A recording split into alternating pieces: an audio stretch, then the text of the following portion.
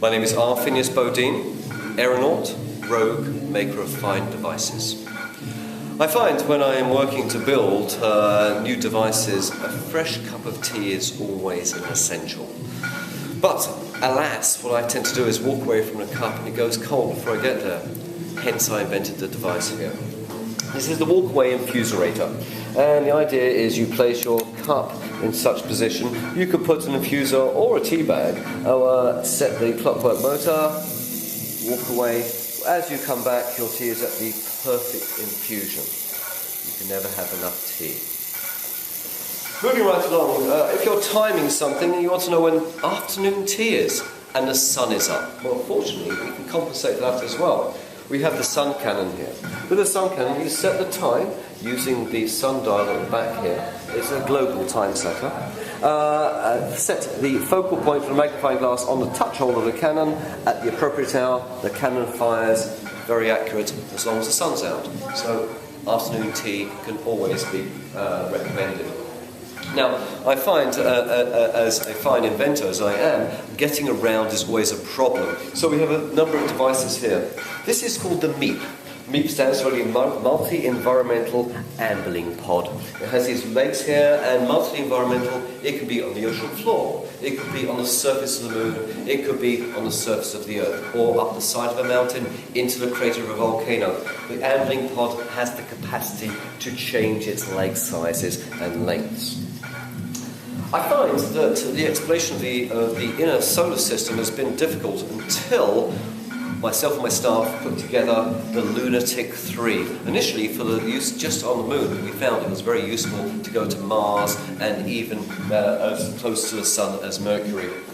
The interplanetary vehicle comes with its own pressure suit, and it is a two-man capsule.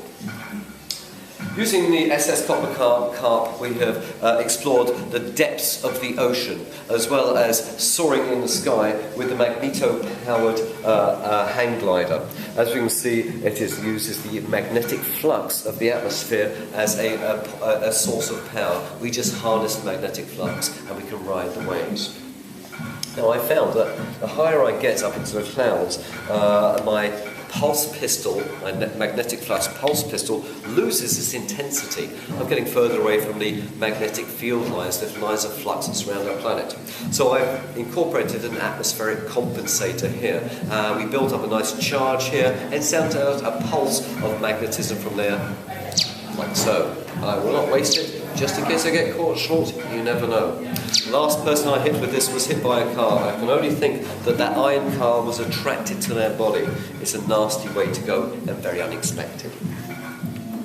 Old houses like this tend to be full of spectres, people who lived here and moved in the past. This morning when I came in, I found that there was indeed a spectre which was rearranging things, doing some poltergeisty activities. So I had to catch them. Fortunately, I had brought with the handheld focusable ethoric expressor and extractor. And having on its extractor setting, I've turned on the clockwork motor so it can operate for a while. We have our ethorium capsule in here, and we can bring the spectres in and capture them into the device, into the chamber over here. And we can see we have just the right amount of pressure if we've got the device. Now, all I can do is extract them from the environment, and I have to put them somewhere, so it's like moving raccoons perhaps. And I found if I go to the local police station, if I just set the scoop over here, I can turn on reverse the polarity. Oh, there's our spectre there, we can see it there, and now I can remove the spectre and place it into Parliament buildings and places where normal people, decent people would normally not be hanging out. Just turn this off and be able to leak them into the environment. I find often it could be dark, particularly in caves, so I take with me the Illuminator Flux 7.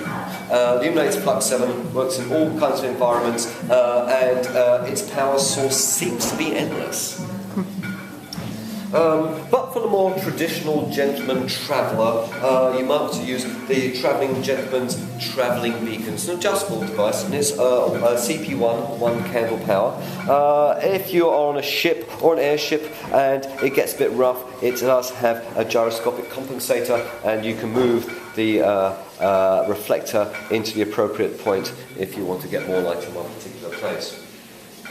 Over here we have the last remaining navigational binnacle from my unfortunate impounded airship, the RSB Rustler, which is now unfortunately in a shopping mall in Calgary.